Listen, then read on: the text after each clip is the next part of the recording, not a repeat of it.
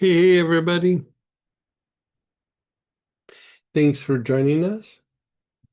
We're on the lymphatic system.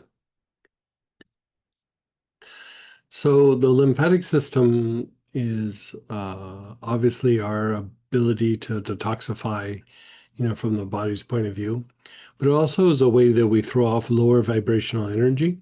And it's also a way that we even detoxify the brain, not exactly directly, but when the lymphatic system is backed up, the sensory nerves tend to be overactivated. Lymphatic stagnation will overstimulate sensory nerves and makes them fire more. It's overwhelming to the brain. It causes brain fatigue, and it diminishes the body's ability to detoxify the brain. Then, on top of that, it's also a transport mechanism for hormones, and it's also tied to cardiovascular function.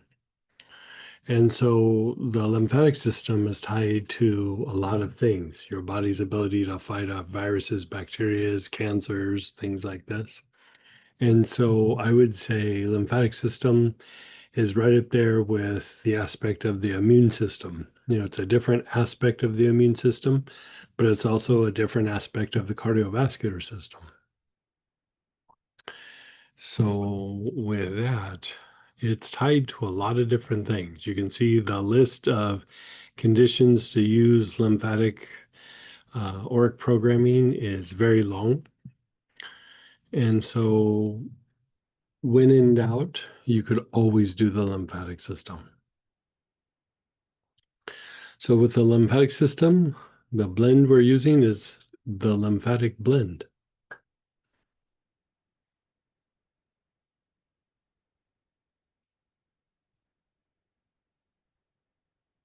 So, you have the lymphatic blend out.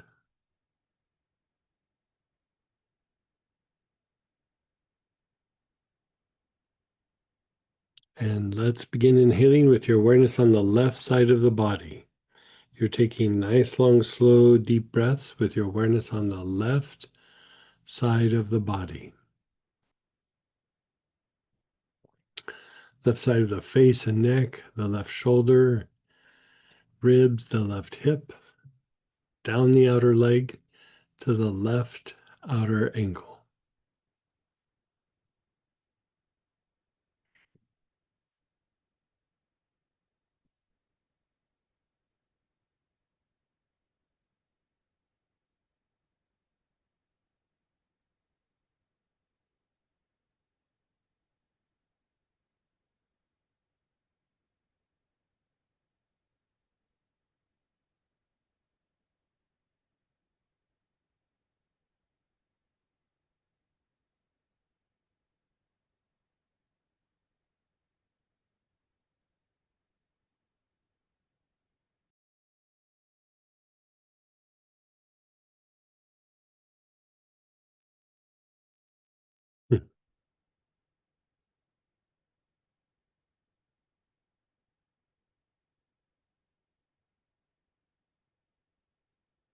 You're taking nice, long, slow, deep breaths.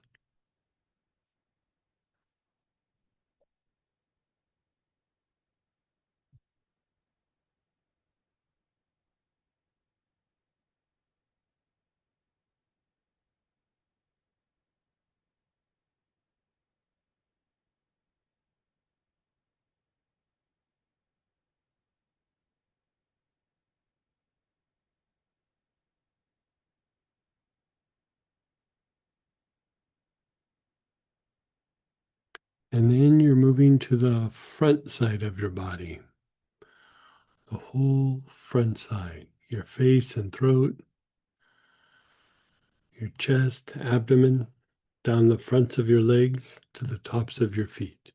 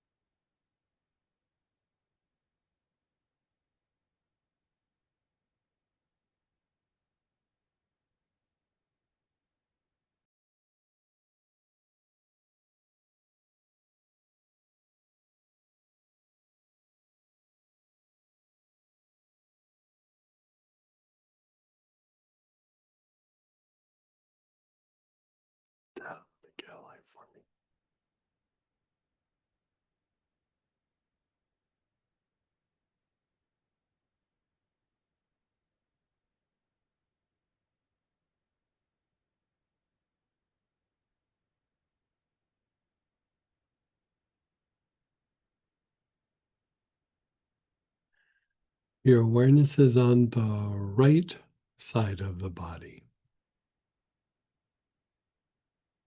The right side of your body.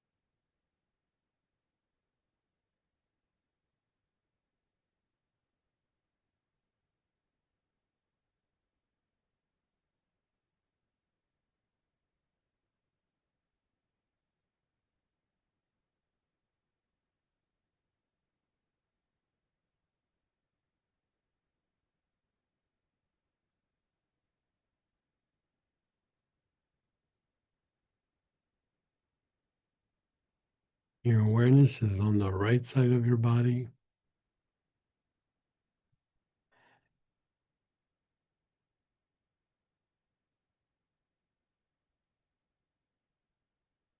Now your awareness is on the back side of the body. Back of the head and neck, down the whole back, your hips, down the backs of your legs to your heels.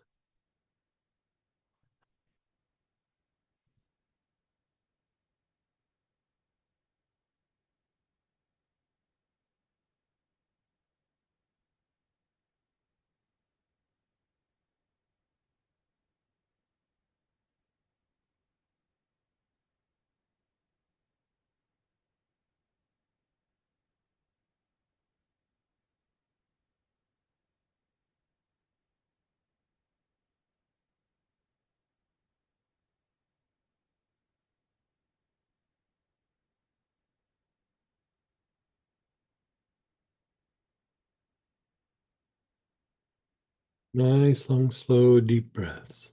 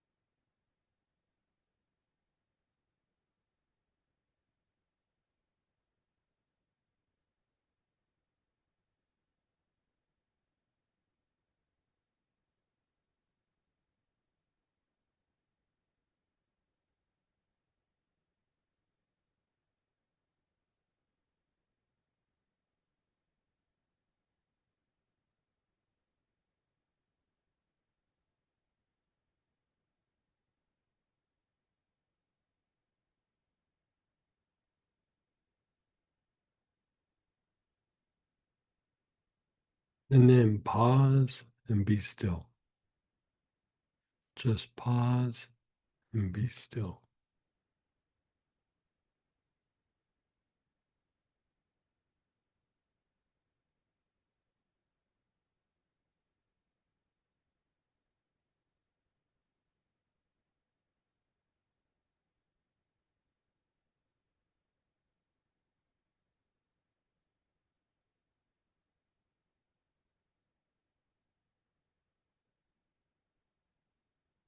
Now, that is the standard approach. So you could add that to practically any process that you're doing, especially when it comes to physical or psychological healing, including some sort of energetic approach. It is tied to how we throw off lower vibrational energy in the body. So another way of saying that is you could say the lymphatic system is tied to how the body evolves, raising vibration and evolving.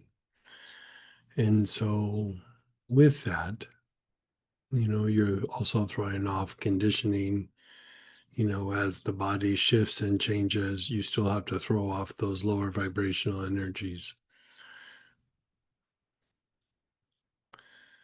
So you could do that with any other process. You could do it on a standalone, therapy approach.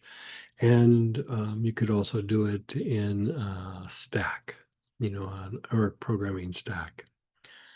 But with that, we're going to go into the advanced approach. This is something you could do to 1 to 2 times a week. And again, you're beginning, your awareness is on the left side of the body.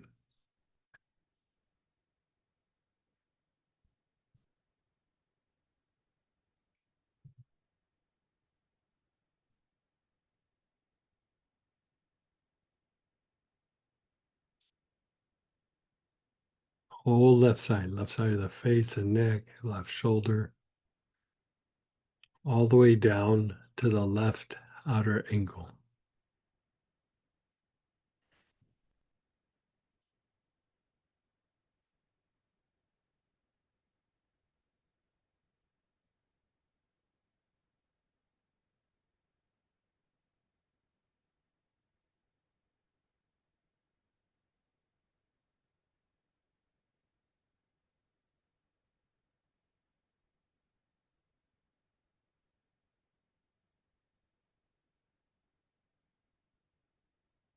Nice, long, slow, deep breaths.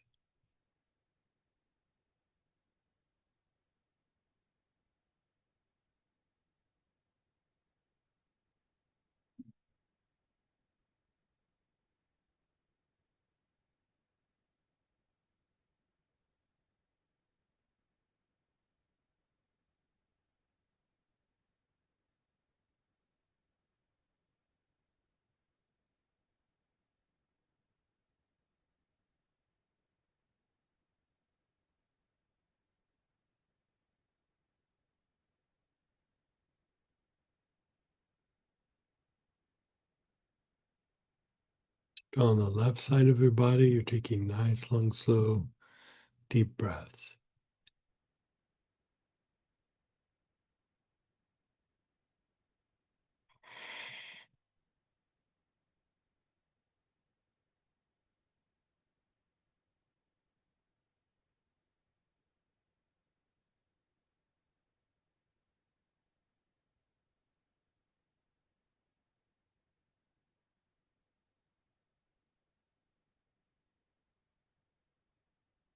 The front side of the body, the face and throat, chest, abdomen, all the way down to the tops of your feet.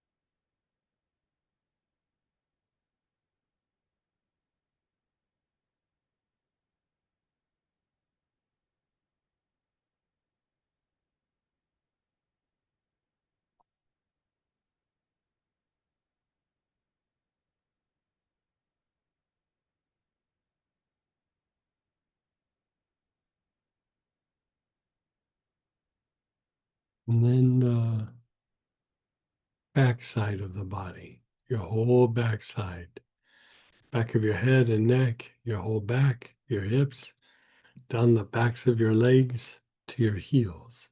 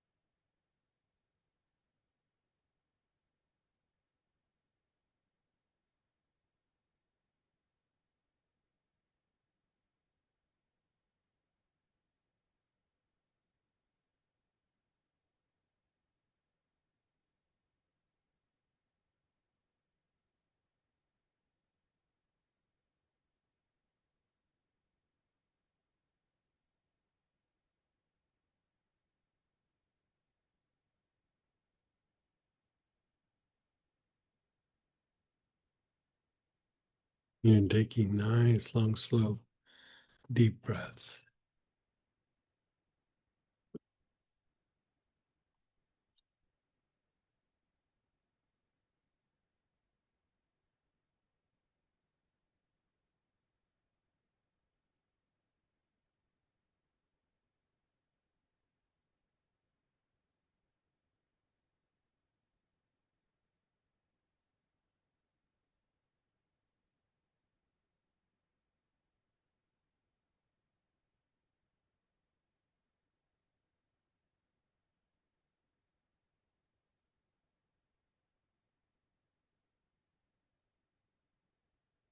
Then the right side of the body, your whole right side of your face and neck, your right shoulder and hips, all the way down to the right outer ankle.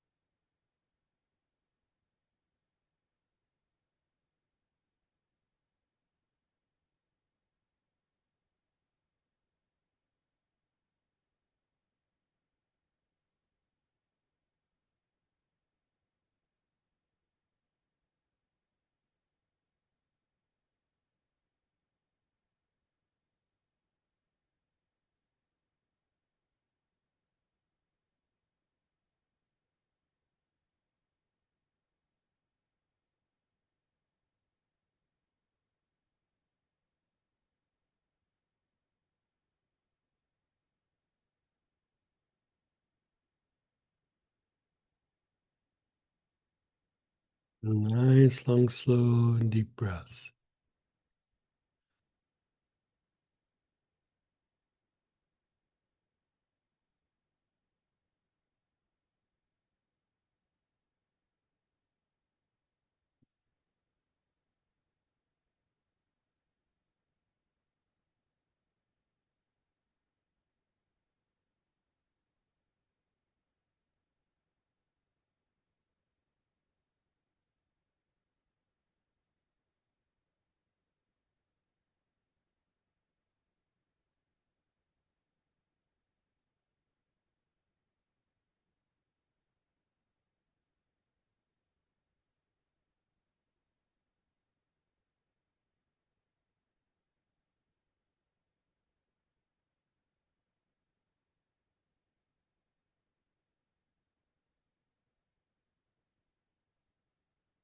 And then the front side of your body, the whole front side.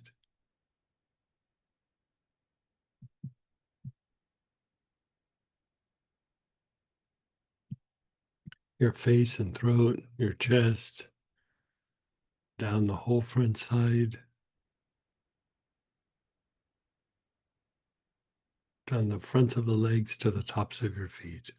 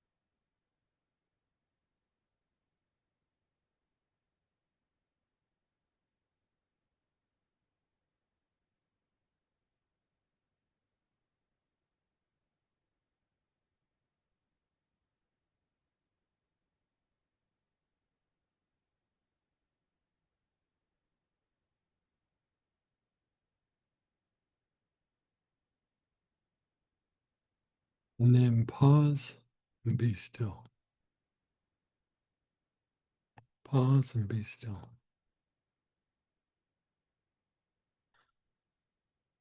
Let that feeling relaxing.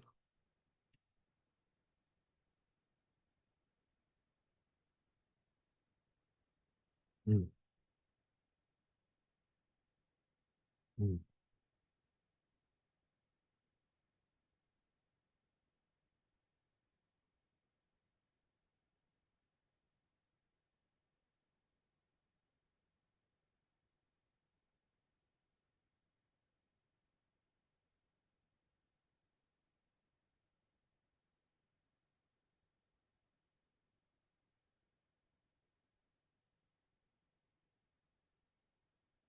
Here, just being still for a moment.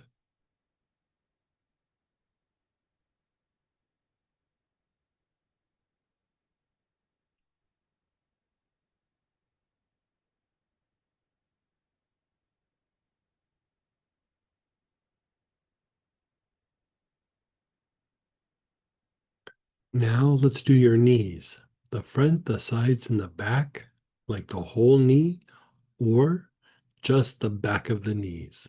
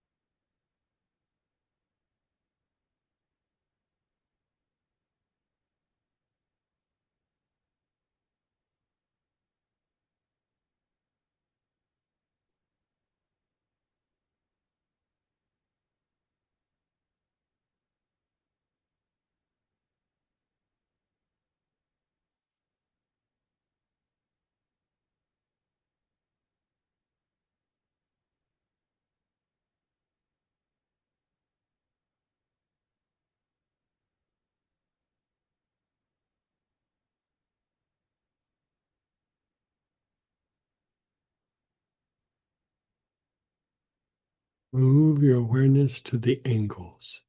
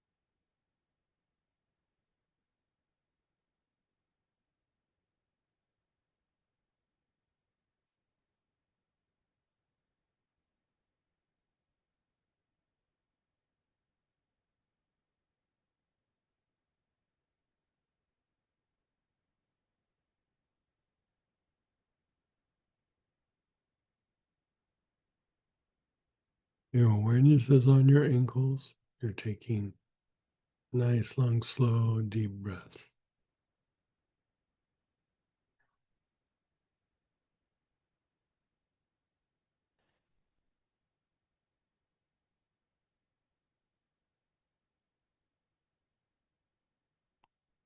Okay.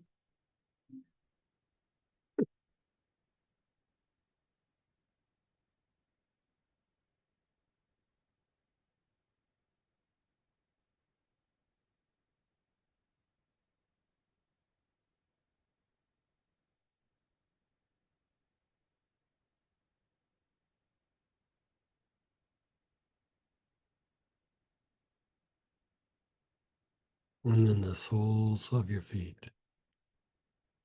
Your awareness is on the soles of your feet.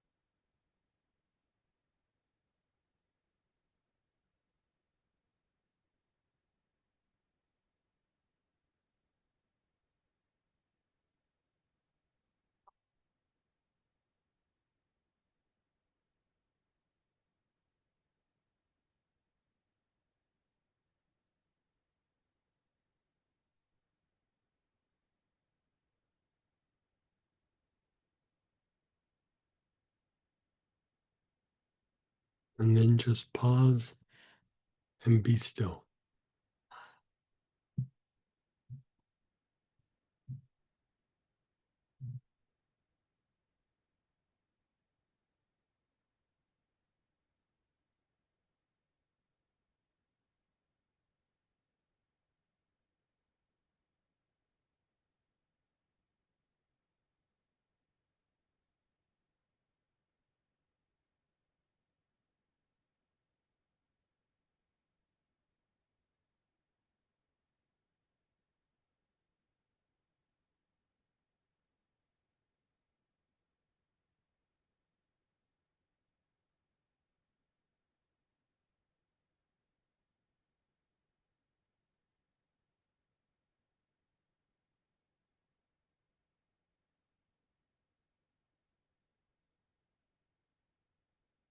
Okay. 4 quadrants again. Left side of your body, left side of your face and neck, your left shoulder, all the way down to the left outer ankle.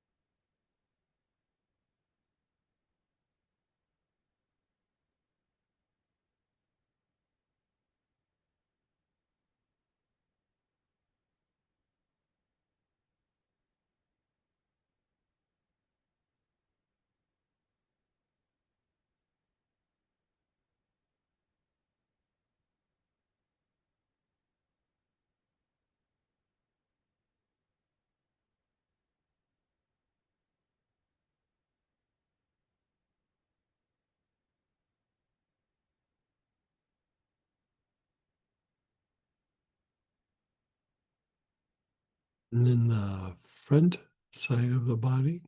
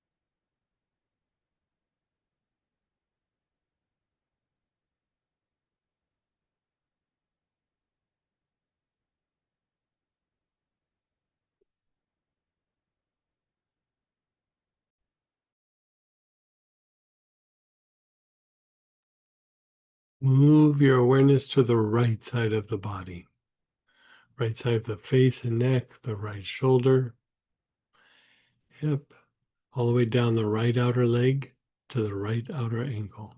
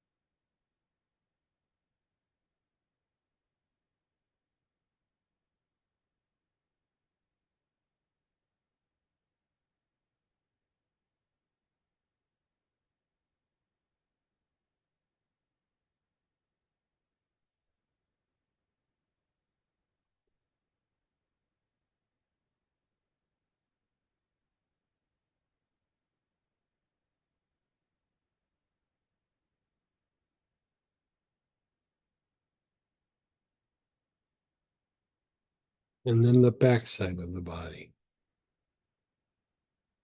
the whole back side, back of the head and neck, the back shoulder, the whole back, the hips, the backs of the legs.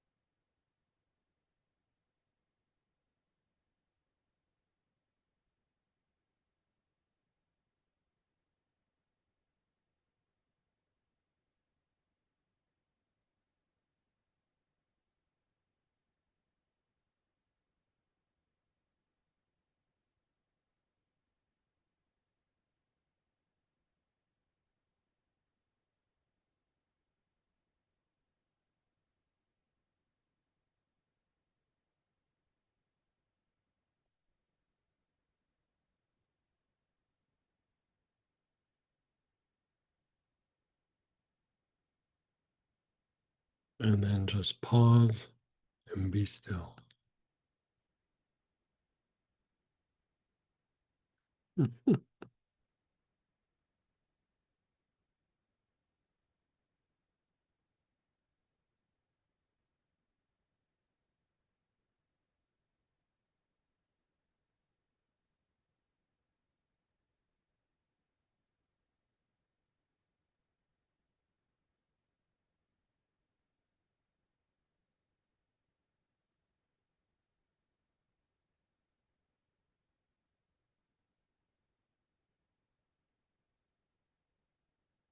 You're going to begin inhaling. Your awareness is on the brain.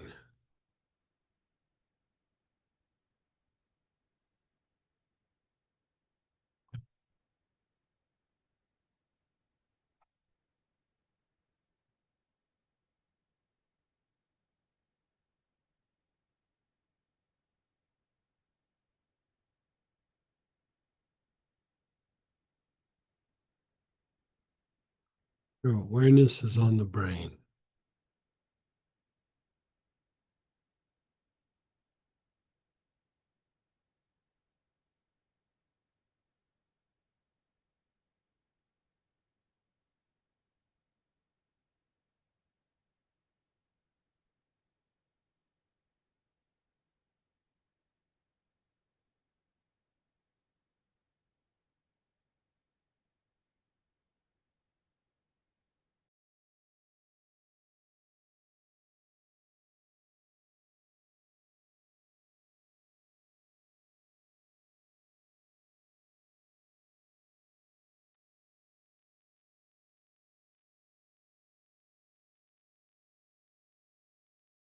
Your spine, your awareness is on your spine.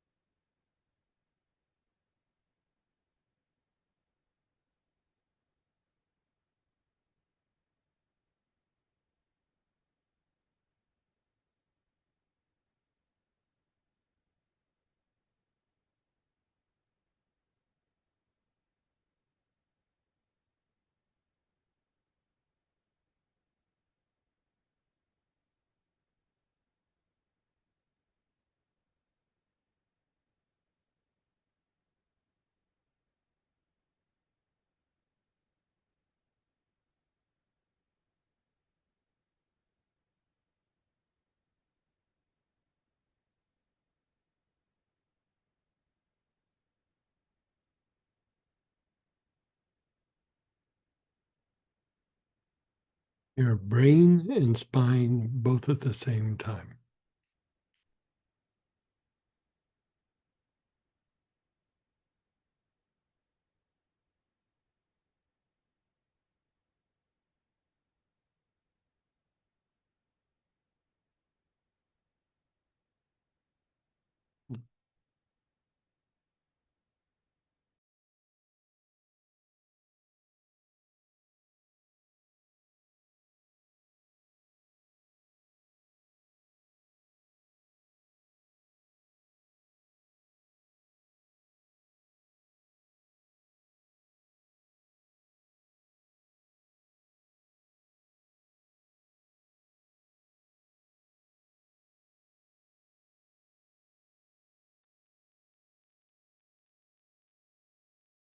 Your brain and soles of the feet, both at the same time.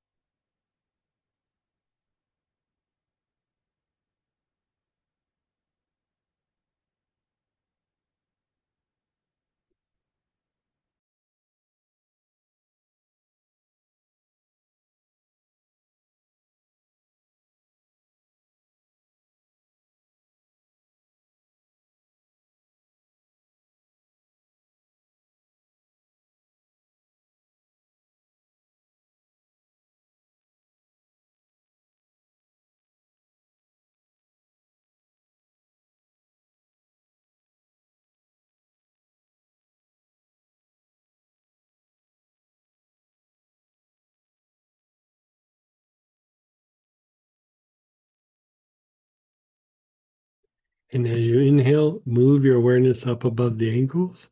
As you exhale, down into the earth.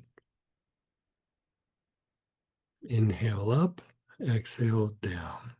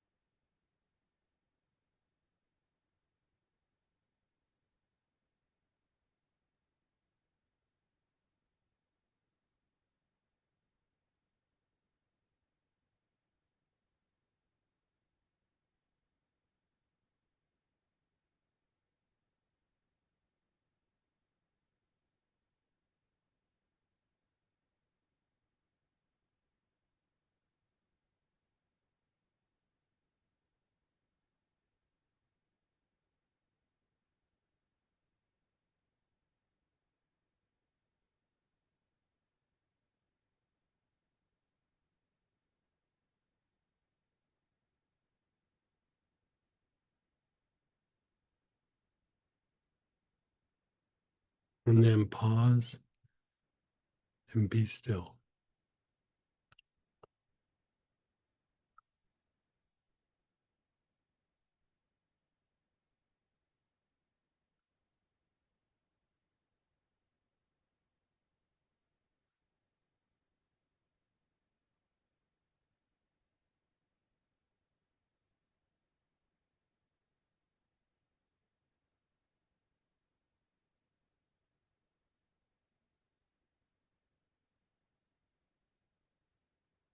Just let it incubate for a moment.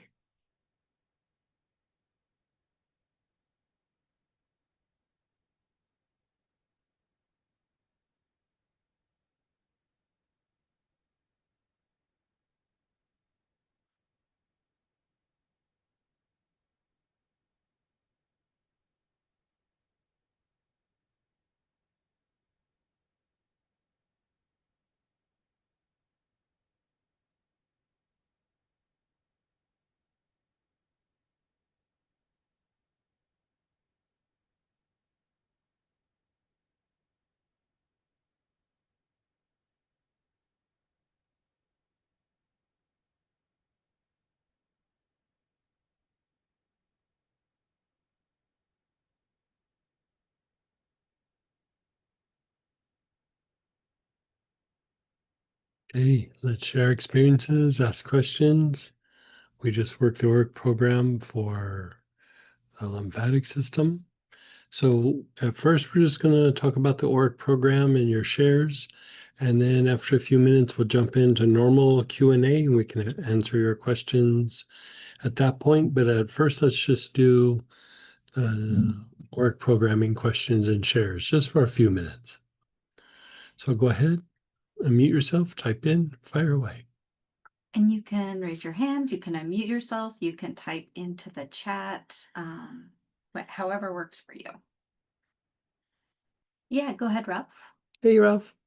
Hey, Greg, does the lymphatic program, or how does the lymphatic program interact with the vagal tone? Well, I would say they're very hand in hand. For there to be proper lymphatic function, vagal tone would definitely have to be in play. When you're in more of a sympathetic nervous system dominant, body function, basically you're in fight, flight, or stress, or whatever you want to call it. Your body allocates like effort, energy, direction specific to that level of, activation of the nervous system. So if you're in fight flight, things like detoxifying the body and, even things like bowel movements and urination, become more about got to empty out the bowels and urinate so that I can run or fight. So detoxifying, for example, is not on the list for, fighting or running or whatever you have to do. And so when there is uh, too much sympathetic nervous system activity and action and not enough vagal tone, your body doesn't really repair itself or detoxify itself. So when you increase vagal tone, you're also increasing the body functions in the body that are in that rest and repair mode. So good vagal tone would also mean good lymphatic function. And so I would say they're hand in hand. Now, the little bit of a curveball is that when we become so sympathetic nervous system driven, like basically when you've been stressed out for a long period of time, I've actually had this a couple of times in my life where you start to develop a thing called dystonia. And it means that, just how we talk about like vagal tone, in the sympathetic part of the nervous system, you could lose tone as well. And it doesn't mean that you're not able to go and fight flight more. It just means things become erratic. You start having very erratic functions in your body, and your body becomes like hyper reactive to stress and hyper reactive to any sort of like little stimuli, and your body just goes into this like kind of crisis mode at the drop of a hat. And so, if you look at the idea of like how sometimes we talk about like at the beginning of using something for proper lymphatic function, back when we were doing those lymphatic weekends, one of the very first things we do is we'd use lemongrass. So lemongrass is not really a lymphatic stimulant, but it helps put the body into like kind of a rest and repair mode. It has a balancing effect on the autonomic nervous system, but also it tones the sympathetic nerve. And sometimes that is also a little bit of an issue. That next class that we're going to do on vagal tone, where we do a little bit of a deeper dive on vagal tone, we're going to look at its counterpart and toning up the other side so that vagal tone can work even better, because it's not just like vagal tone.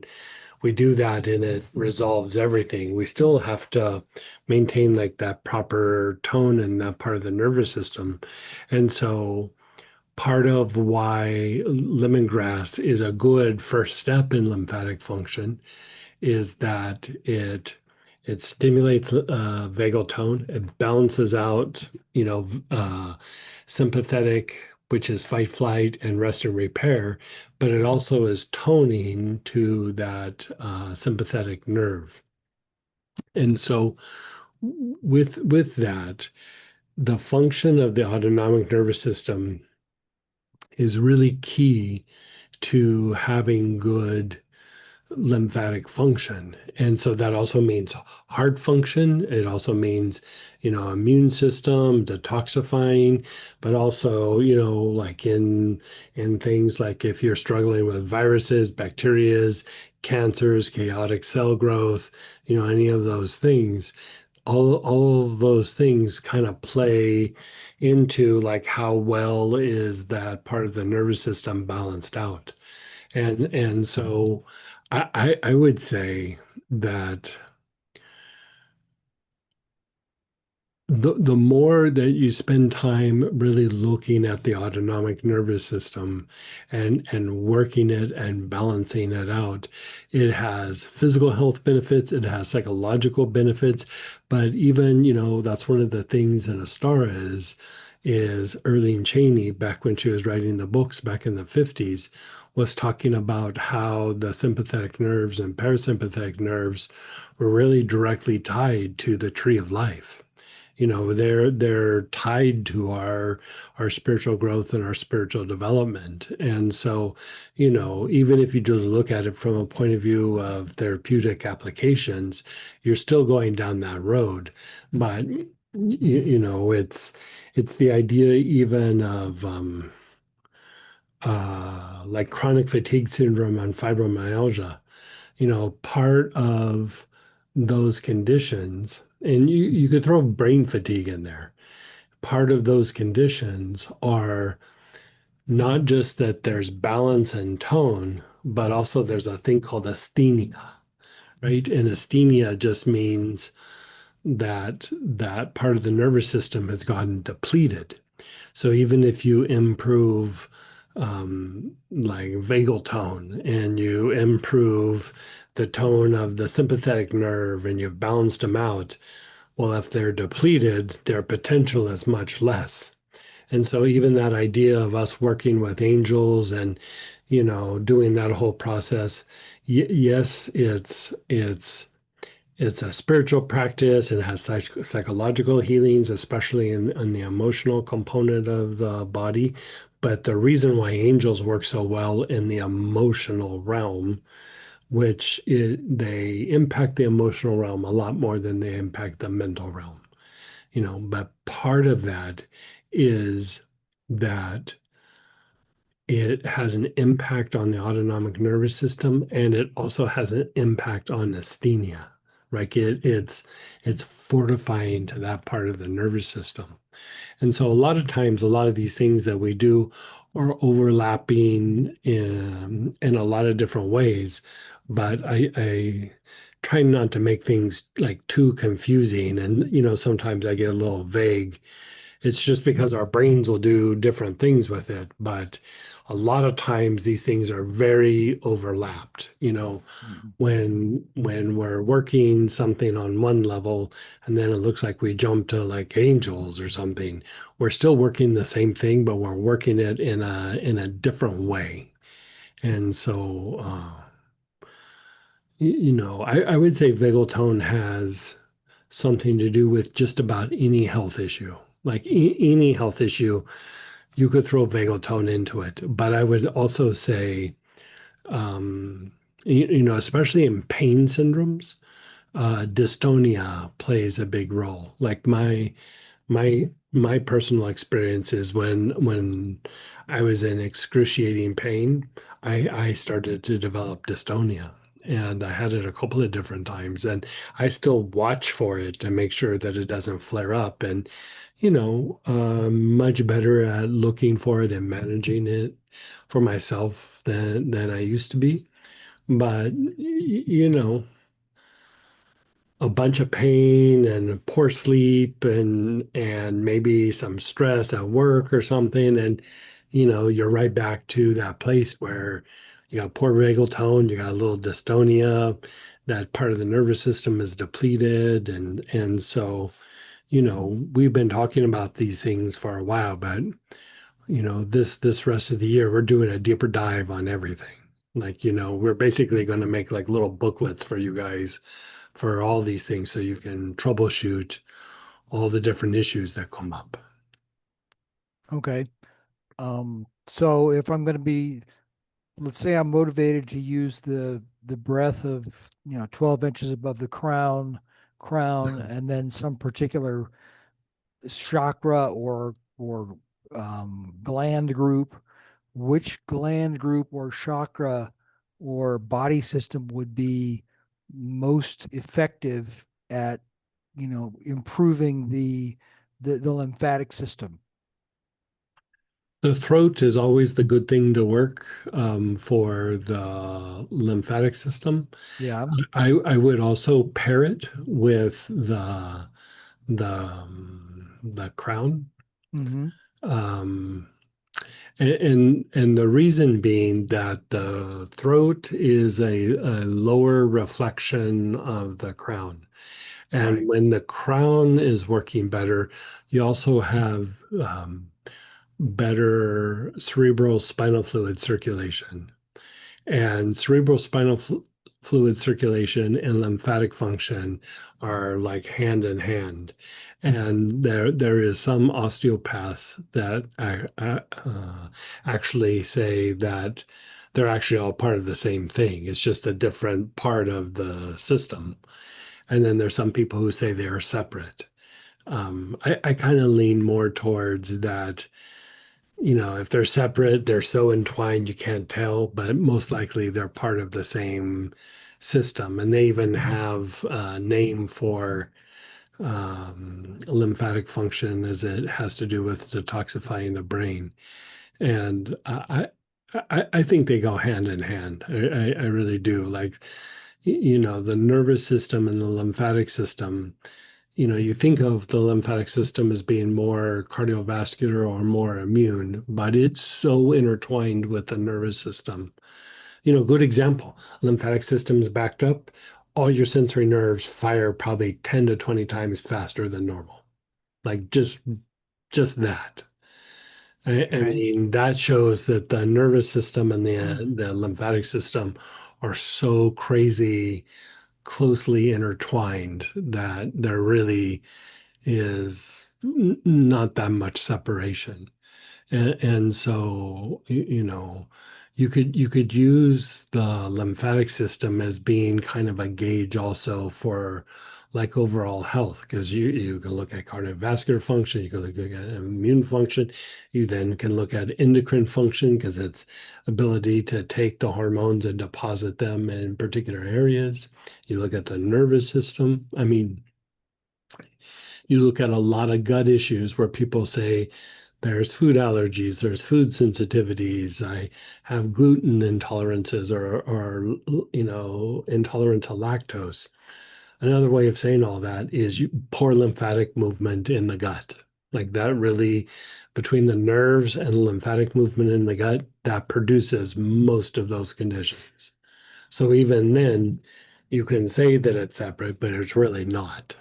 You know, Okay. really not. And so, you know, you know, I have this like long-standing joke is you know how people get really like fixated on the Illuminati. You know how like the Illuminati's into this and Illuminati's into that. Oh I always yeah. joke around here, the lymphatic system's my Illuminati. It's tied to everything. It's the hidden secret behind everything. It's the physical Illuminati. And so uh, Okay. because I mean you can literally take like any condition like you were just saying, Hmm. vagal tone and lymphatic function, even if you didn't know what it was, if you start treating that, usually the condition will start getting better. Okay. Like I have a couple of people that I've been working on recently that had substantial PTSD and everything, and started working the nervous system, the lymphatic system, it started improving vagal tone. All their symptoms are going away. And they keep asking me, like, you didn't even ask me about the details of the situation. I was like, none of that matters. Yeah. Like, it matters to you because it happened. But as far as healing this condition, that story really has, at some point we might go through it and work it, but this is a neurological, vagal tone lymphatic issue. Like that's what it is. And so Yeah. you Yeah. could throw that in anything and the person will get better. And in They'll still engineers, need tweaks in little areas, but mhm. those three things, they'll always get better. In engineer speak, let's deal with the root cause and the rest of it falls away. Right. Yeah. Right. Okay. Yeah. So I'm dealing with, breathing 12 inches above the crown throat. Do the crown throat simultaneously? Yeah, you could do them individually and then do them together. Or Okay. yeah, there's something to be said.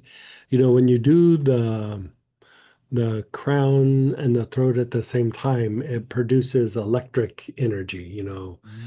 energy with consciousness in the body, which will also deepen the healing process. Yeah. Well, they're so tightly tied. That's why I was thinking about it. Yeah, That. sure, Yeah. sure. Okay. Great. Thank you. You're so welcome. And then we do have a question and share as well, but if you want to go ahead and raise your hand right now in the chat for the regular Q&A, go ahead and do that. So question, what does it mean if you are incredibly antsy physically and mentally during the process? Like you just can't get online. It's probably hitting some blockages, and especially with the lymphatic system, there's no big aha moment there. Like everybody's lymphatic system is compromised to some certain degree. How I was just saying with Ralph, how the lymphatic system is influencing just about every system or process in the body at the same time. It's the most easily compromised system in the body at the same time. Like it does not take much to throw the lymphatic system off. Like you don't just like go, oh, my lymphatic system's amazing. Even if that was a true statement, give it a couple of weeks. Like let allergy set in, let stress set in, let poor sleep set in, let an injury set in, you know, let toxic environments, not physically toxic, but just etherically toxic environments. Go visit your family, go interact with some Uncle Bob's. Mm, boom, your lymphatics off. anything can throw that lymphatic system off. And if you keep in mind that it's tied to your body's ability to throw off lower vibrational energy, part of what you're saying is your body's ability to change, to shift, to adapt to the environment directly is impacted by the lymphatic system.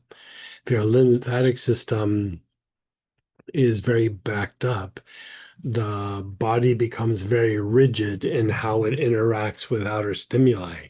So just that increases stress substantially.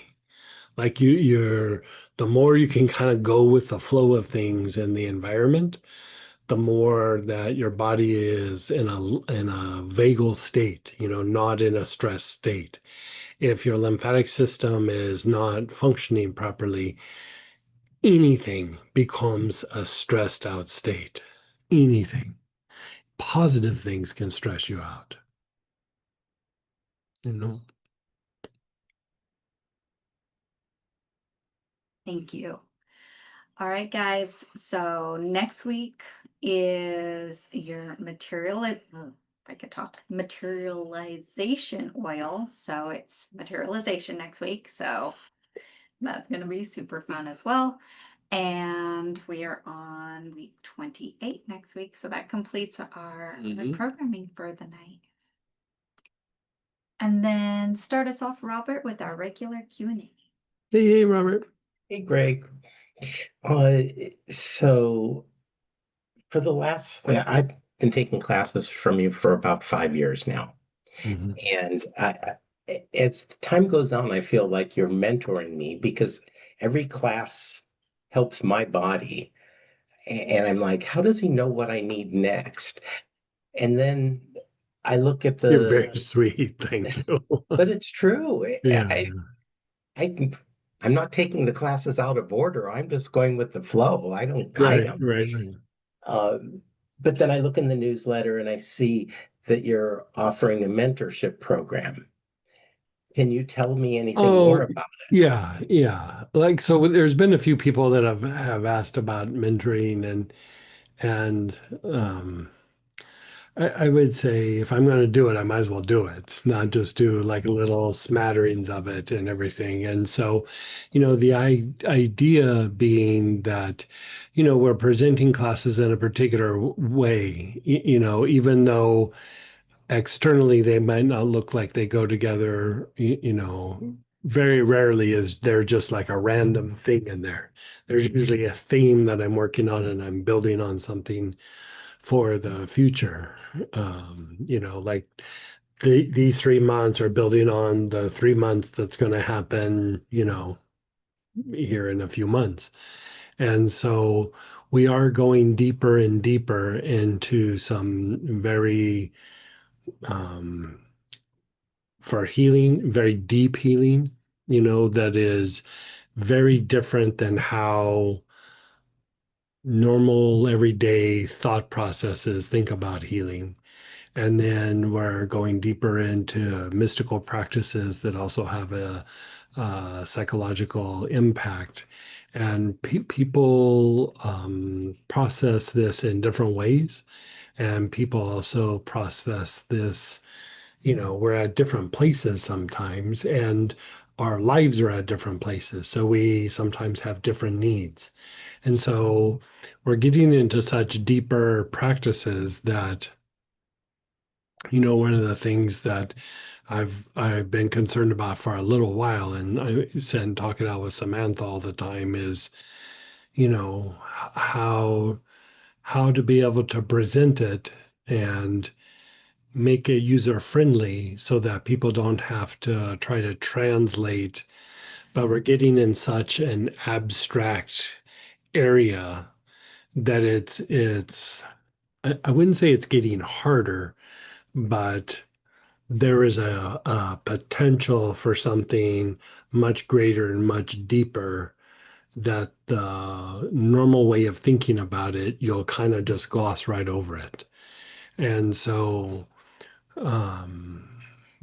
you know, I've been thinking about this for, I don't know, maybe about 6 weeks, 8 weeks. I've been thinking about it for a while of like just how to present things in different ways and how to present it so that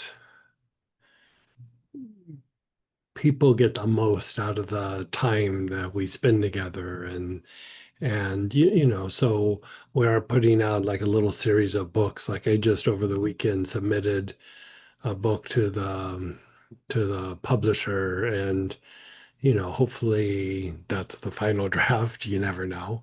But you know, it's on Angels, and it's like you guys have had most of that information, but we're gonna make it formal and make it into a book. But there's already I'm reconstructing the one that I accidentally erased. And then, but I had three or four more that are kind of in motion. And we're even talking about like making little books about different conditions. Like, you know, I have several people who are going through, you know, cancer and chemo and all that. And so I'm, you know, also putting together like a little booklet, you know, for people going through chemo. And so people have different things going on in their lives. And really, the idea of mentoring is to be able to take the things that we're learning and tailor it specifically to a person in their life and their needs. And you know, maybe people don't want to spiritually grow, they just want to make it through some work situation, or they're wanting to improve a relationship, or you know, they're dealing with some phobia or something that they're trying to get rid of, and you know, processing something from the past. And you know, to be able to have some conversations with people. And, you know, some of it will be live and some of it will be email, and I'll be checking on people even if we don't have a meeting, and I'm going to blast out little things to do, but I will be having direct interactions with people one on one. And then we might even have small groups that we get together and work, like say we're going to do some materialization work. And so the people who I'm mentoring, who that's their thing, we'll put them in a little group and do a little study group like that. And so, you know, I think that like for me, there's so much more that I could be sharing and doing, but it's not necessarily interesting to everybody, but there's interest for some in some areas.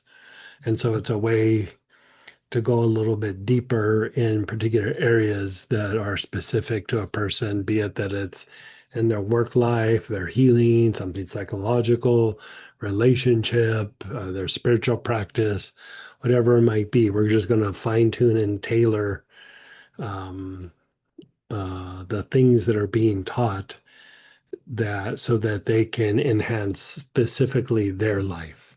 And, you know, that way I can also go and say, okay, go back to these couple classes for you. This is your classes that you really should work, you know, and maybe even just a couple segments out of those. And so, I don't know, like, I like what I do. So, like, I want to do it more. I want to do it better. And so it's just a way of doing more and better with you guys.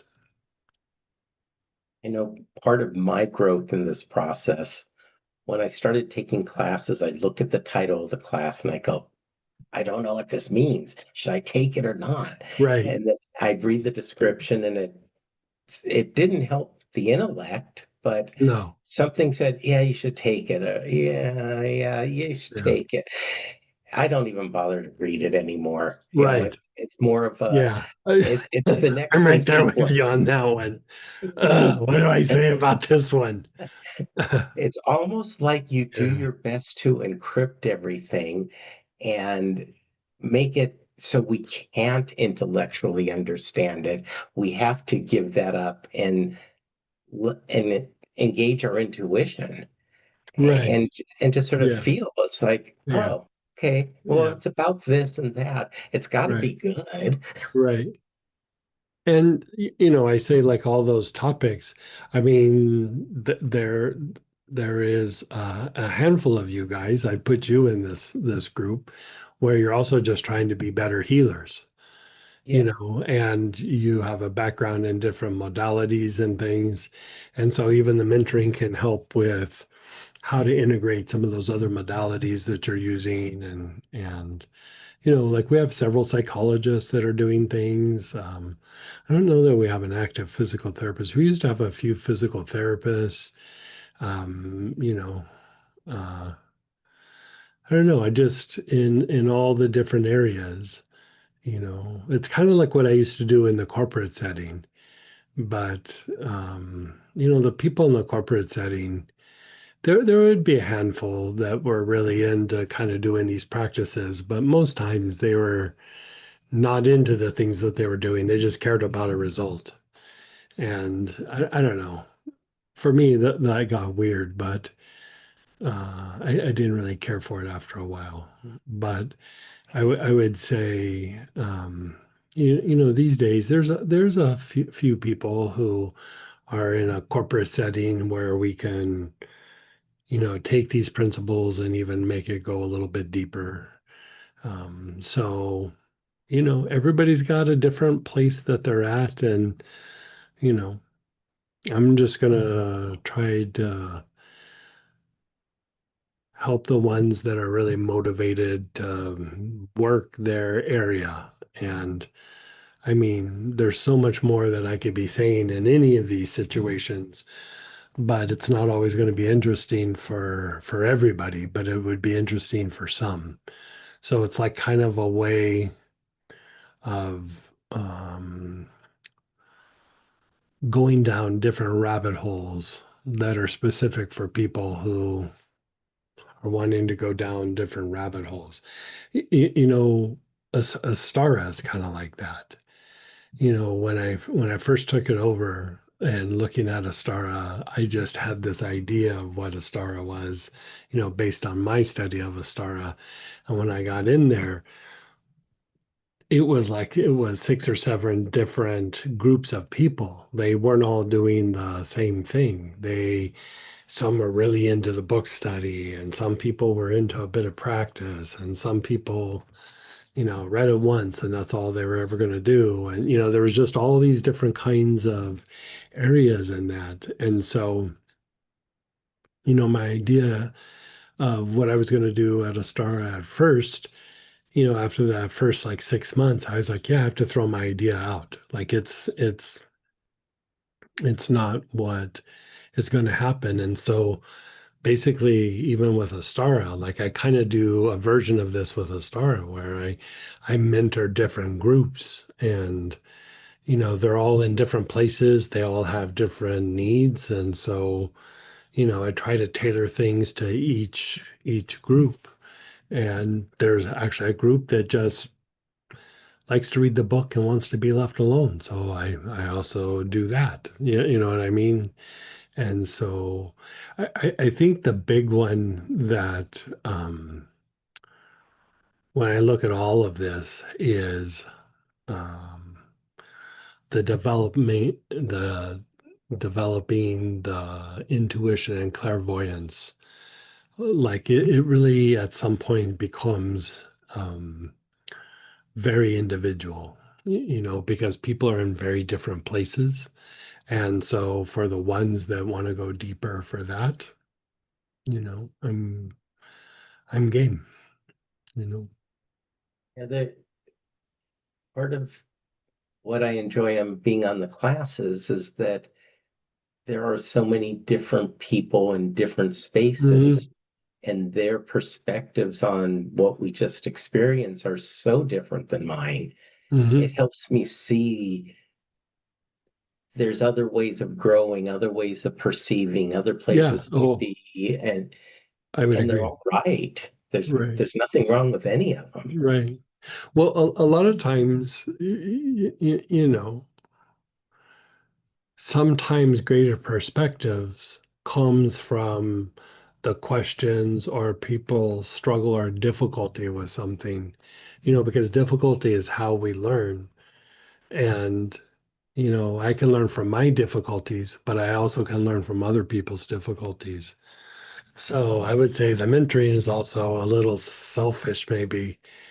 It helps me to broaden my understanding of things and my ability to perceive things because I'm also helping other people with their difficulties and things that I would never think of. Like, that's the thing with questions is sometimes I would never think of some of the questions. And then when I start thinking about it, I was like, huh, that is very interesting. Yeah. Uh, So how do we sign up for the program? We're gonna send out like an official email, or we'll probably do it through the newsletter. Like I wanted to announce it just to kind of get the juices flowing, and then we'll kind of set up the parameters. I already have the parameters kind of written up, but I thought I'd give everybody a little bit of time to think about it and kind of process it, and then we're gonna start rolling with it here real quick. So you want us to have time to intellectualize around it. Yes. Yeah. I was looking for the sign up link and the product and all the stuff that normally happens, and was like, huh, this ends here for the moment. Yeah. Okay, but what's next? Yeah.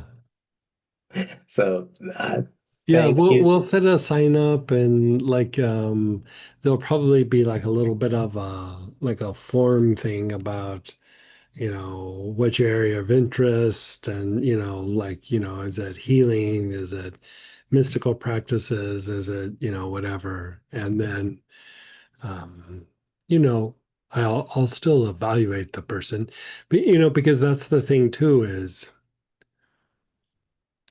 what one person maybe is calling healing is a mystical practice to some, but to somebody else, it might be, you know, something different. It might be materialization. It might be something. And, so much information's been given and they all kind of overlap in a way, but usually a person needs to work a particular area substantially. And so I'm going to try to help guide each person to work their area, regardless of what their issue is. And I see that in my clients and how they approach life and what they need and what works best for them to, I'll say, unstick them from where they've gotten stuck. Right. Yeah. And it, what I've learned through these classes a lot is, oh, all these different healing modalities are just different takes on the same thing. Hmm. And different words, different names, different Hmm. eras, different creators, founders, Hmm. guides.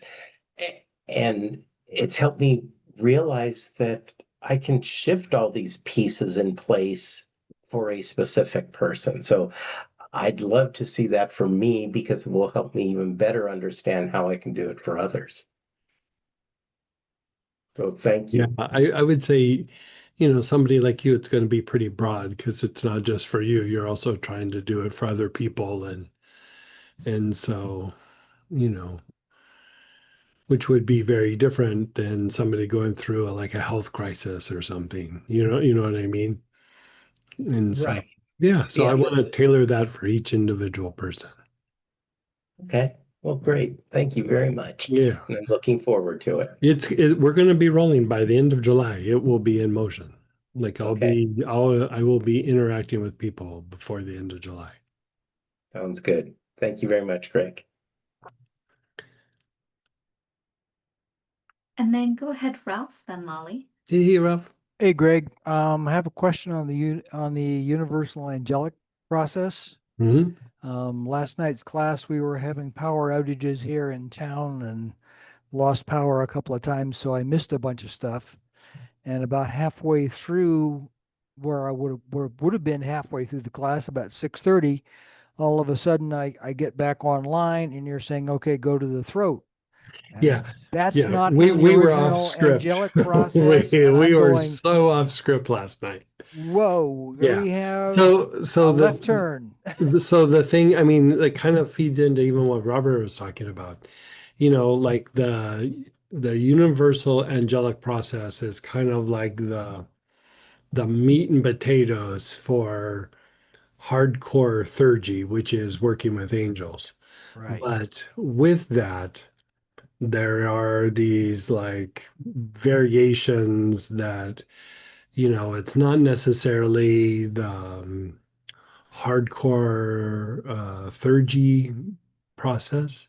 Hmm. But, you know, as soon as you start doing the theurgy more and more, which is the universal angelic process, the more you start doing that more and more, the more that there's these little variations that you can do, like as a quickie or as a uh, deeper kind of development. And so, kind of what we did, you know, how there's that process of where we go sex chakra, heart, throat, crown, and then sometimes sex chakra, back heart, back throat, crown.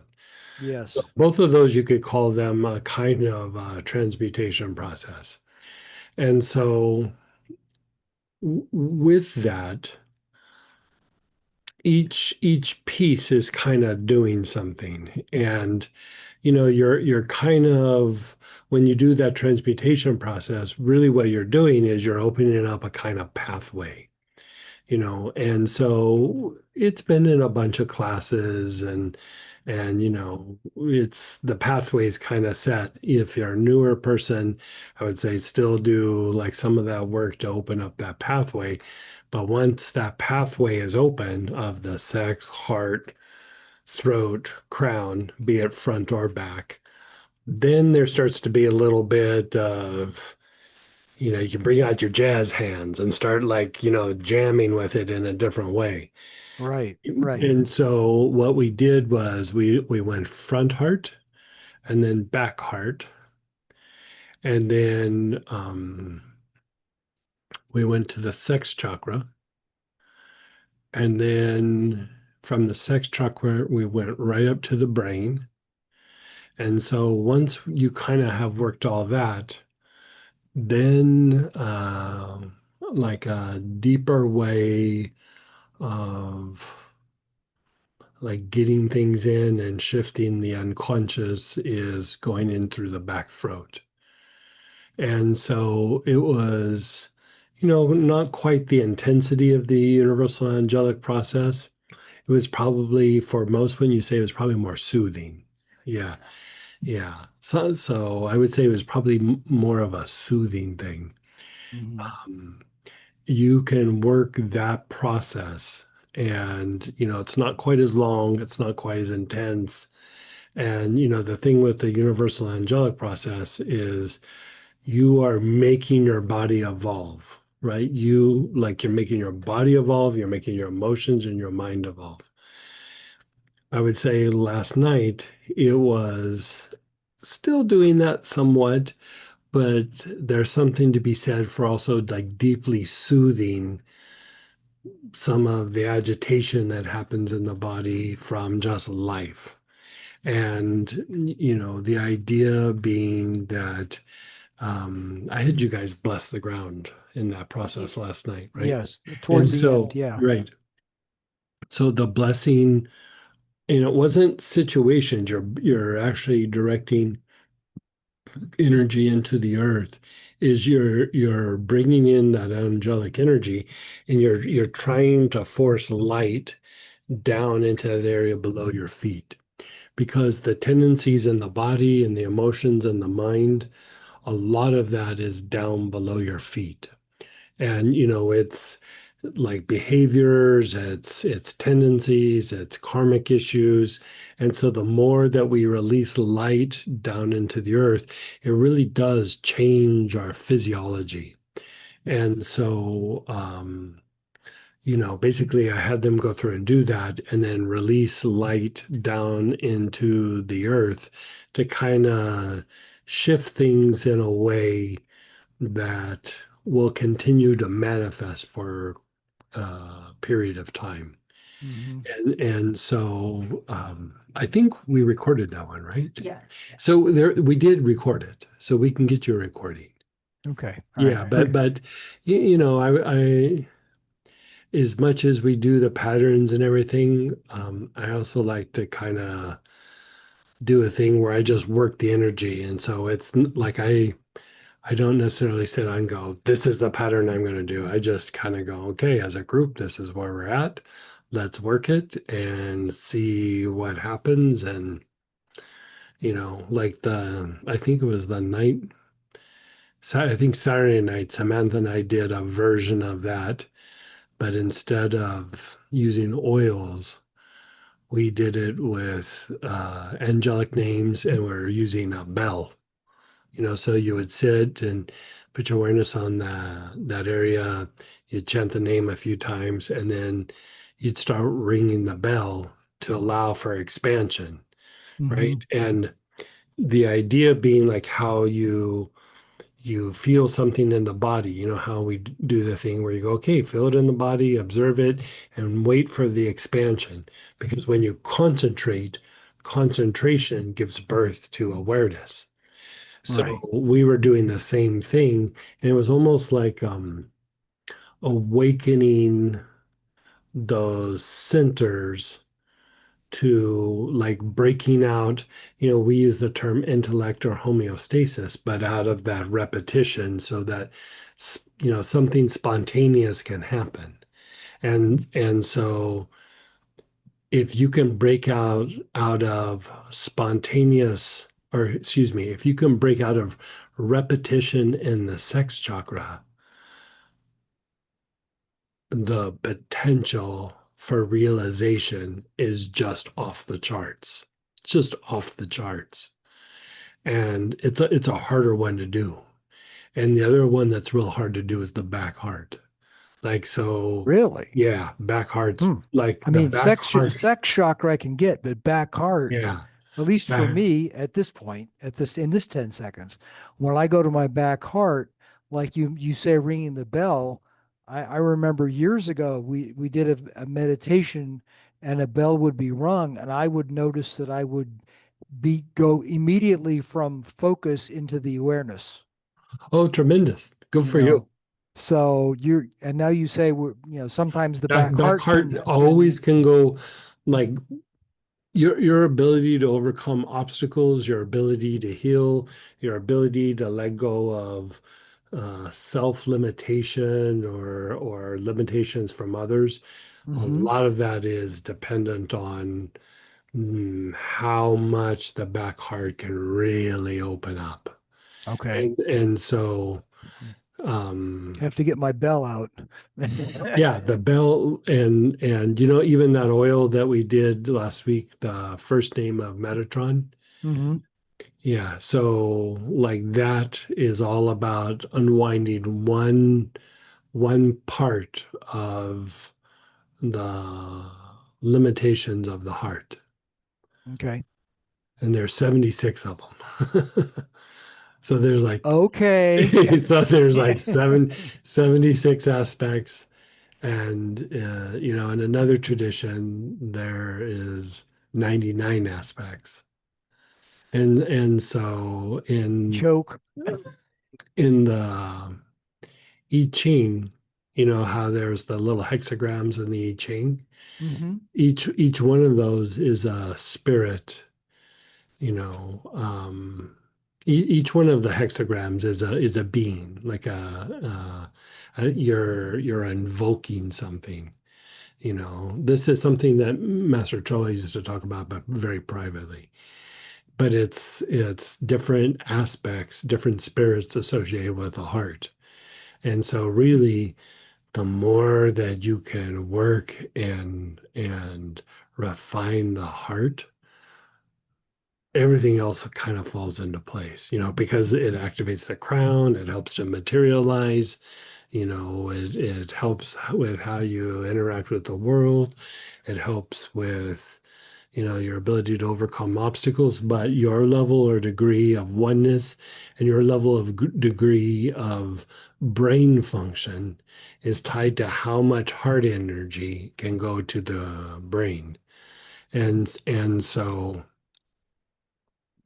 all of these things, the 76 names of Metatron, the I Ching, the 99 aspects of the heart, all of these are about refining in different ways those aspects so that they impact the brain and increase a kind of activation of the blue pearl. And just they make you smarter. I mean, bottom line is, you know, Increase your ability to tune the radio. yeah, Okay, exactly. cool. Yeah. All right. Good deal. Excellent. Thank you. You're so welcome.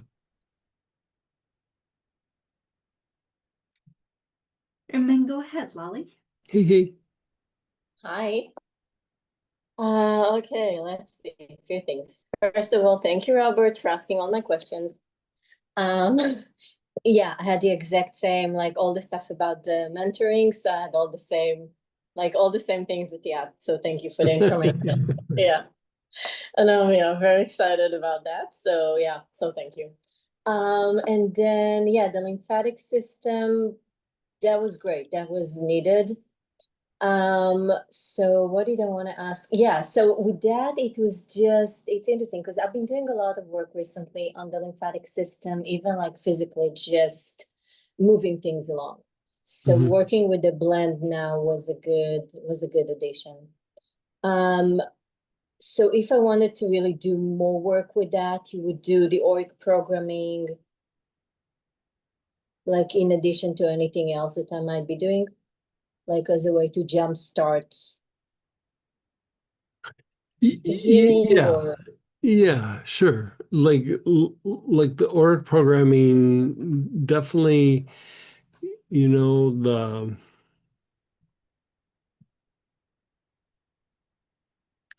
if you look at like what the aura is or the aura programs, it's it's a combination of elements or elementals and then energy of thought and emotion. And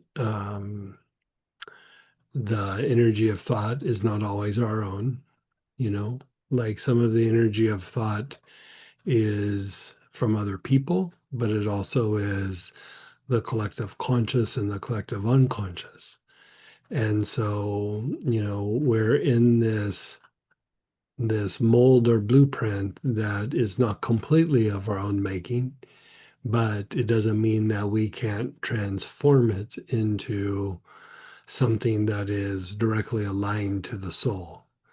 And so the the idea of working the Auric program is is a way of transmuting the elements. It's a way of releasing energy of thought that's not just in us, but also from other people.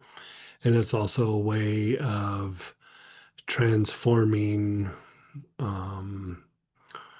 the collective unconscious or conscious, that we're all subject to.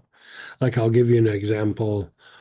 Um, this isn't the case now, but I'd say like 30 years ago, like if an older person got diagnosed with cancer because of how cancer was treated way, way, way, way back in the day, and really the success rate was very low. Soon as they would get the diagnosis, they would just go, "That's it, I'm done." Like, they would literally give up, go home, lay on the couch. Things that were very treatable with medicine at the time, they couldn't even allow themselves to go through it because they grew up with, when that happens, you're just done, right? And that's not something that they conjured on their own. That was something that was out of the collective from when they were growing up. And even though things had changed, they were still subject to that collective influence that had gone on as they were growing up. And so, you know, the rate at how things change, grow, evolve, adapt is much faster than those days. And I would say that, you know,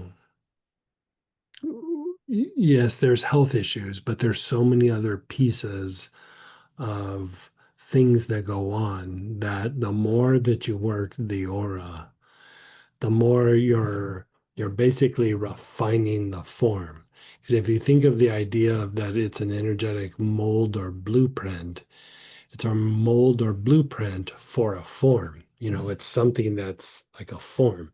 So, you know, even though we are bringing in essence, how much the essence can impact the form depends on how much we can refine that form, you know, how much we can reform those elements, how much we can purify and release some of that energy of thought and some of those emotions, even if they're ours or other people's. And so, I mean, the Auric program is a way to constantly be refining the form so that essence, healing, the soul, whatever it might be, can come in and take greater hold and like change that mold or blueprint so that something physicalizes in the form in a very different way. Okay, thank you. And yeah, and so and I'm working, I mean, other roles. I'm working the unconscious with your programming as well, and then I'm doing Yeah, the unconscious is organs. another one that like I was like, how am I not working the unconscious every day on the So Auric I've been program? Yeah, So yes, I've been working that and then doing the organs of blood yeah. purification that you told me to do. And I can add this one as well. And then it doesn't have to be like it can be in different times, right? If I'm Oh, doing it totally. does Like because whenever you can grab 10 minutes and you're sitting there, like you know, I don't have like a time where I'm like from 7 to 8, I'm doing this. I get up in the morning, I do it. And you know, I have my cup of coffee. Samantha and I have our little morning where we chat and and then, you know, I'll be working through the day and I'll go, okay, I'm gonna break for lunch. And then I'll be sitting there, I'll eat my lunch, and I go, you know, 10 more minutes and I'll go ahead and jump back into work again. I'll start doing my oil process. And then, you know, so it's for me, it's like whenever I can get that 15, 20 minutes, 30 minutes, and I don't know. Like I think the goal for me is to not make it a task where I'm like, okay, gotta sit down yeah. for an hour and a half and do this. Mm-hmm. Because you know what? I'm probably not gonna do it. You know, Mm-hmm. but if I Yeah. have everything laid out in front of me, and I'm like, okay, have 15 minutes, I'm gonna knock out, you know, that Mm-hmm. piece. And then Yeah. another 20 minutes, you know, while I'm, you know, eating my lunch, I'm gonna knock out that piece. And then, you know, like when I'm doing my coffee, I do my rosemary.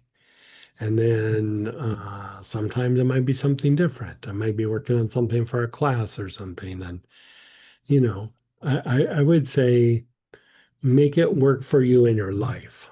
You know, don't Yeah. make it like it's like, oh, I got to sit down, I got to do this all in a super regimented way. And No, it's like that whether kind of and I have sucks. Like, you know what I yeah. mean? And I have a few that I know I'm working on more, so these are closer to me when I'm sitting down. So then I kind of can grab them and but they're all pretty close if I want to work on something else whenever it feels right. Yeah. Okay. So thank you. And then if I'm really doing a few Auric programming, it doesn't all of a Mhm. sudden I can't remember if I have to do them. I can do them really. I don't have to do them all together. Like, is Nope, it more powerful if I'm okay? So I can do nope. okay. Okay. It's more Um, powerful if you do them. That's if the I way do them, that okay. I Really, look that at it. Like, okay. as long as you do them, you're good. Okay. So then a few other things. My skin, I don't know what's going on. Like it's been, on and off. Last week or so, it's been really acting up, like especially the area around my lips, my mouth, when I used to have an issue with that. and it's been acting up, and also like my neck, which is weird because again, I'm doing a lot of lymphatic work, so it's not, I can't figure out, now it's looking better. I've been, different things, working with different oils, but I can't figure out if it's like an allergy or I don't know, like something is, I don't know if my body's detoxing. I don't, like, I'm not sure.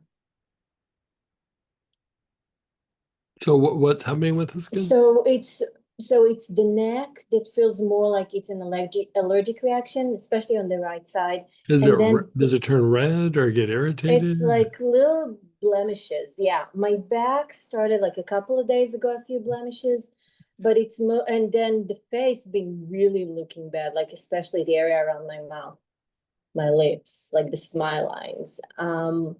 And I haven't, so and I've tried so many different things. Like I've been doing, I have a bunch of stuff that I'm using anyway, but then I've been doing some blue tansy. I tried another ointment with blue tansy the last couple of days, and now it's Did it looking, help?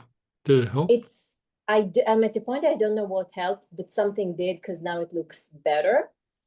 But it's still on edge, like it's irritated from something, and I can't figure out what the issue is, like if it's something, yeah, I don't know, because I've been doing some work, cleaning the liver because of the eye situation, and it's I even try to have the skin support, so I even did that as like a topical thing on my face, which I don't know if that's Tell me about your sweating. Like, are you sweating a lot? You're I not sweating? do, not really, but I do infrared sauna twice a week. I put myself at least once a week, but it tends to be twice a week. So my sweat is, yeah, I'm sweating fine. Like it's nothing. I Are don't have, you excessively sweaty? no, like really when I'm really hot, which I tend to run cold.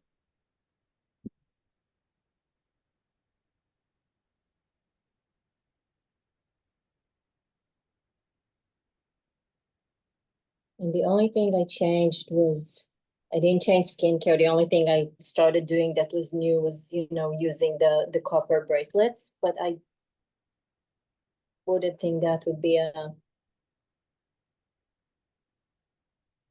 Tell me about your sleep. I go to bed really late still, but I sleep really well, like really well. And I have dreams. I have so many dreams. It's really interesting. Even the dream from last night, I still remember bits and pieces actually, and there's so much stuff going on. So when I finally go to sleep, it's great. Okay. About 5 hours or so average. How 'Cause many, I don't, you're only getting 5 hours? Is that what you said? yeah. Because I sleep later than I Okay. want to, so five Yeah. and a half maybe. One night I got like 7. That was great. And are you having headaches at all? The last week and a half, a little bit. I mentioned that to you, but not like even earlier, but it kind of goes away. Like the middle of the head, kind of press some things, a little bit, the Ming Mang, and I'm fine. So it's not like it's a lingering. What about bloating, constipation, nausea, stomach cramps, anything like Mm-mm, that? no, And do you ever feel you get palpitations? no.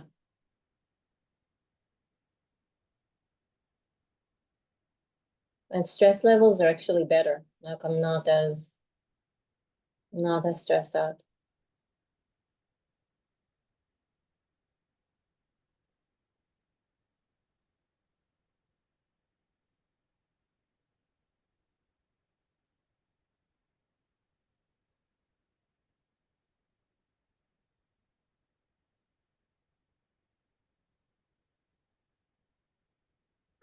And you're working rosemary, like rosemary, lemongrass, No, Ravensara. Like, are you working no, any of those at all? no. Actually, no, no, I don't work any of, I have the rosemary verbena in the cholesterol support. A couple of days I decided that I really need to take the mental, what is it? The mental blend. I think it has a few of those in there. Mhm. But I don't, but yeah.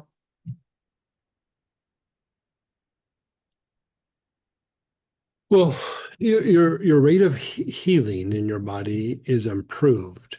I wouldn't say it's awesome, but it's Okay. improved. Like before, your rest and repair mode was barely existent.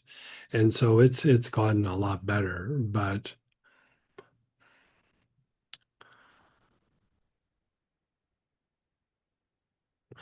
I want to lean a little bit more towards asthenia. And asthenia, like you've gotten where, the vagal tone's not too bad, and it still can have some improvement, but it's not bad. Where before it was bad. You're a lot better in that area. And you have decent tone in the sympathetic nerves. Um, especially, with what you've had to deal with over the last 8 or 9 months, you're not in bad shape. So asthenia would be like the overall like potential of the nervous system, like the overall vitality of the system, not necessarily vagal tone, not necessarily uh, tone in the sympathetic nerves, but like how much it's like that part of the nervous system is tired, you could say. And even though you've improved the tone and everything, like if you look at other parts of your nervous system, it's got like the least amount of mojo. You know what I mean? Like it's got the least amount of vitality. And even though those things are functioning better, they can only function based on the level of vitality that they have. And so, I mean, really, your stress levels have come down substantially over like when we were talking about it like back in October. Mhm. Stress levels in your body was just off the charts. Like you were dealing with them. I don't remember when the fire was, but in that time of the fire and the stuff going on back in Israel and just your body was having a time and much better, but it's like you've run a marathon and now you gotta get some juju back. You know what Yeah. I mean? And so um I'm just going to give you like a list of some oils to use, and you use whichever one that you kind of have, and you can start inhaling, applying, however you want to do. But Yeah, and the one that I did for a couple of days was the mental steel, and really it has the the which one? raspberry, the mental steel. Yeah, okay. Yeah, that's the one Yeah. that was like Yeah, gravitating that's towards. I good. was like, So let's have you look at thyme geranol, camphor, black spruce, sea pine, patchouli, frankincense, especially frankincense vital or vital, however you want to say it, lime, and opopanox. Like all the whichever one. ones you have of those, inhaling it, putting it on your feet, rubbing it on your wrist, rubbing it on your chest. I would inhale it and get it on your body. Black spruce and camphor are probably the easier ones to just start Oh, knocking it out because camphor like I use, it, yeah, I spray it around. I have actually, I yeah. bet I get a bunch on your body, like inhale it Okay. and get a bunch on your body. Like because the idea of like patchouli will do it, but patchouli will do it specifically to like the nervous system and how the nervous system endocrine system work together. You know what I mean? It's not going to be like completely like knock it all out. So I would say I rotate some of these, but So then So time I have, yeah. get the time that works by far the best for this is Geranol. Okay, so I have the other ones, but I can, okay. You can still use those, but I mean, I would still rotate Yeah. it around, and then when the time comes, I look into getting some time Geranol. It's very gentle. It's very good on the skin. Mm-hmm. Taken internal. Um, uh, I use a lot of different forms of time a lot just because of you know you could say like burnout or when you get the blahs, that's like another way of saying asthenia. Brain Mm-hmm. fatigue, it's a kind of asthenia. And so Yeah.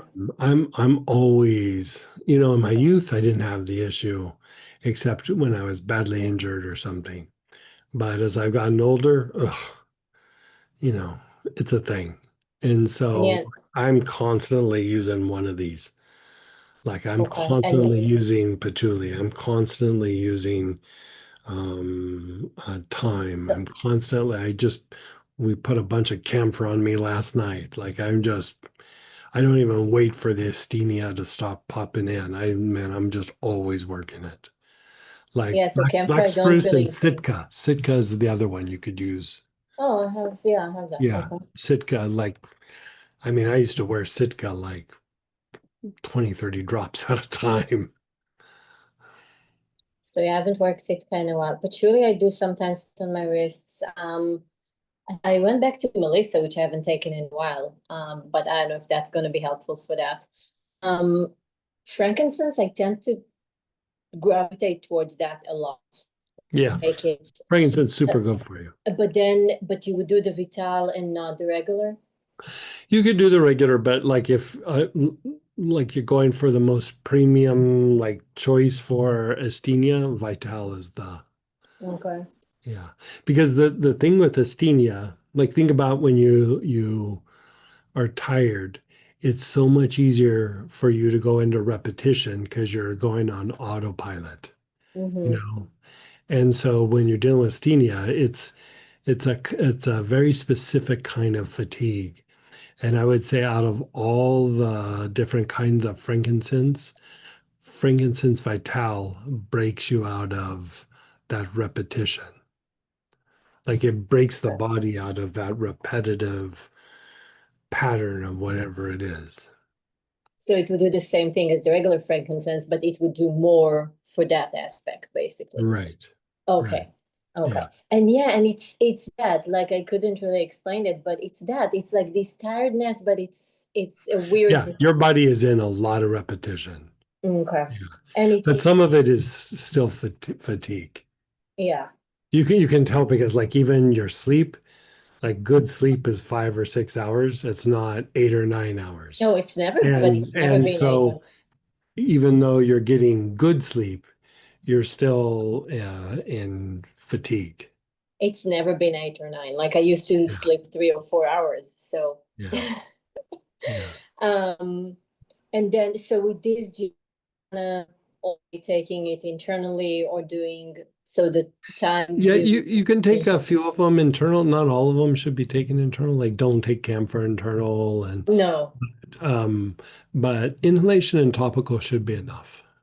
Okay. And frankincense Yeah. I actually like to take internally. So Yeah, yeah. yeah. And then the I don't have sea pine, but I have white pine and I have Use white pine, and when Sylvester. it's time to get new pine, Okay. Sylvester pine and white pine are very good and specific for certain things, but for Right. the asthenia, we're splitting hairs. The Mm-hmm. sea pine is, you know how when you go to the health food store and there's pycnogenol, you know what that is? It's like a thing Mm-mm. you get at the health food store, and they used to use it as kind of a cure-all. Okay. It's sea pine, Okay. or Okay. what we call sea pine. Like they don't Mm-hmm. call it sea pine, but it's a type of pine. Okay. And then still do like adrenal support and all of the other things like ANS support, all of the other things I'm taking.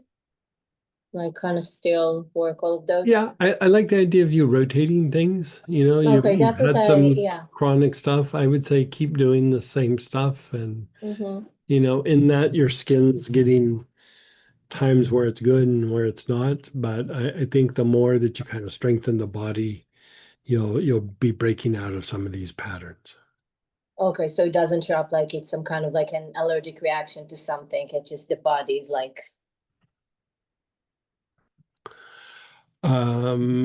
Skin with that, it could be lymphatic and it could be digestive and it also could be okay, respiratory.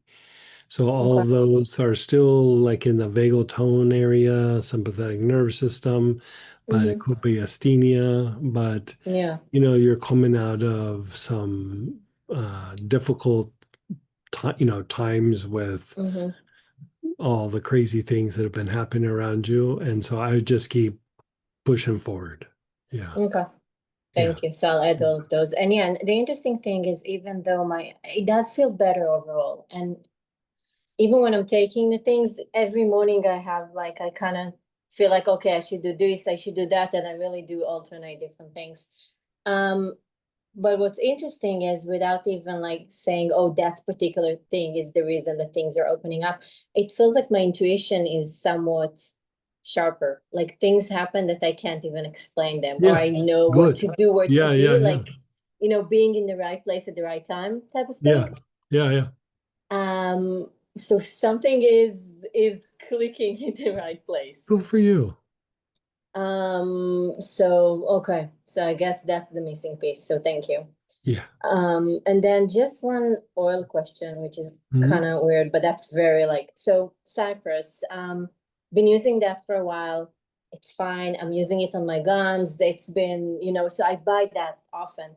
And I know oils are sometimes different and different batches but the last one I got is like completely different. Like the scent is different, the taste is different.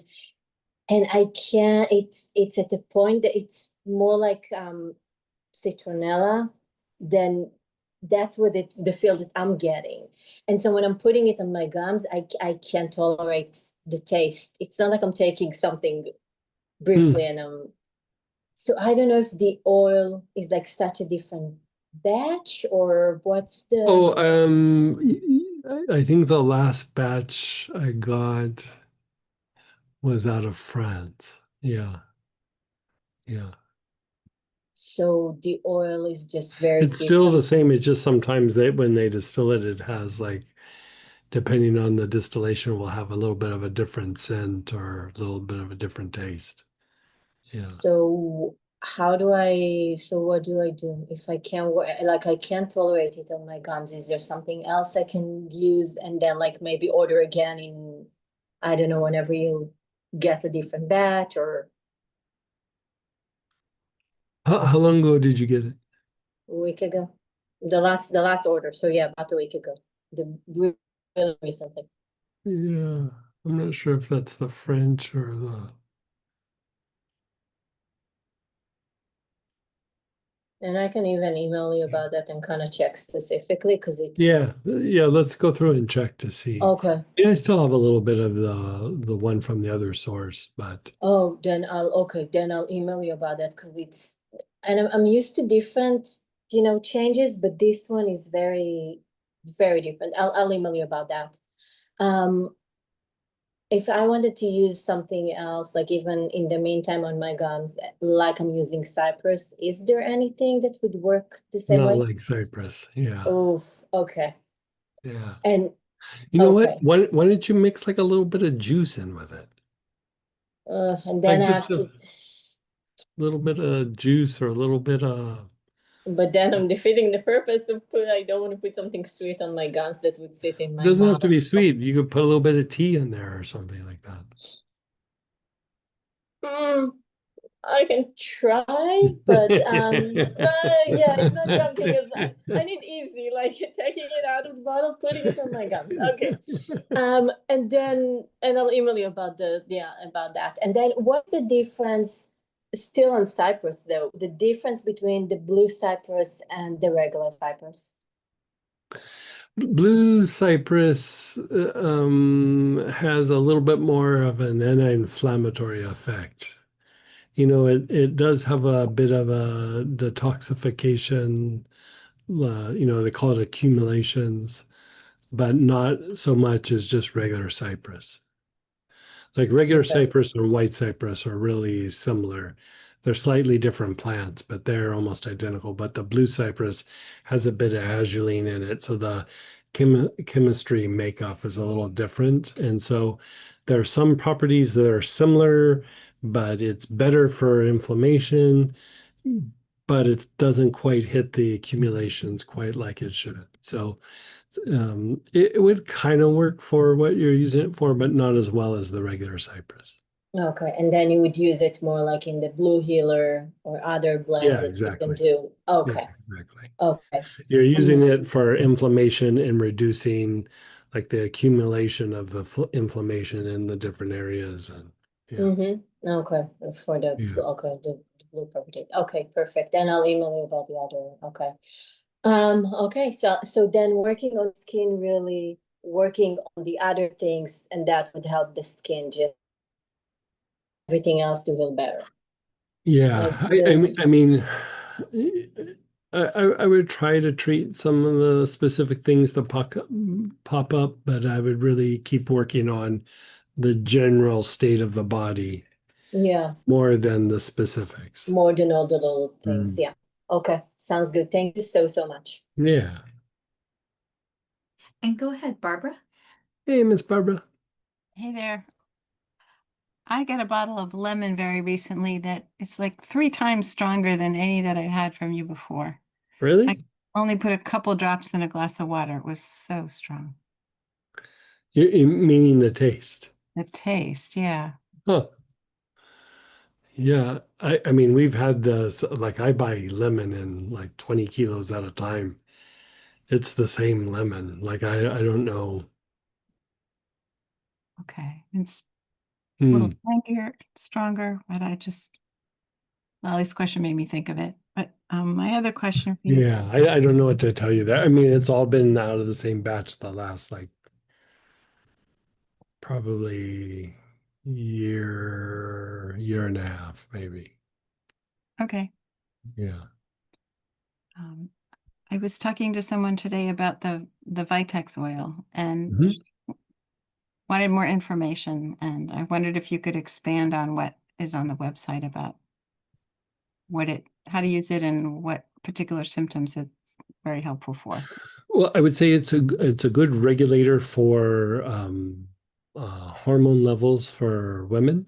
You can use it for men actually a little bit for prostate congestion, but for women, it's a really a regulator. So estrogen, progesterone. If a woman's cycle is too light, it helps to regulate that. If it's too heavy, it helps to regulate that. Can reduce some of the symptoms of like cramping. Premenopause and menopause also can be very helpful for that. And so, depending on the stage of life, it can be helpful. Like if it's, PMS syndrome, it can help with regulating that. Sometimes we do need to augment it a little bit, but the thing I would say is it needs to be used consistently, because you're treating the endocrine system. So I wouldn't wait for symptoms to pop up. Like if you're dealing with a set of symptoms, I just start treating it. And even when they feel better, I would keep treating it. And the thing that's nice about Vitex is, it only takes a drop or two. Like you don't have to go crazy big amounts or something. It's more about consistency.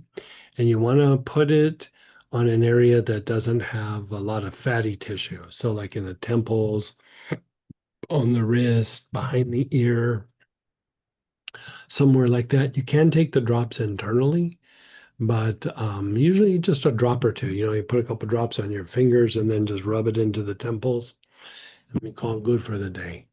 If there is strong PMS or menopausal symptoms. Sometimes I have people do it twice a day.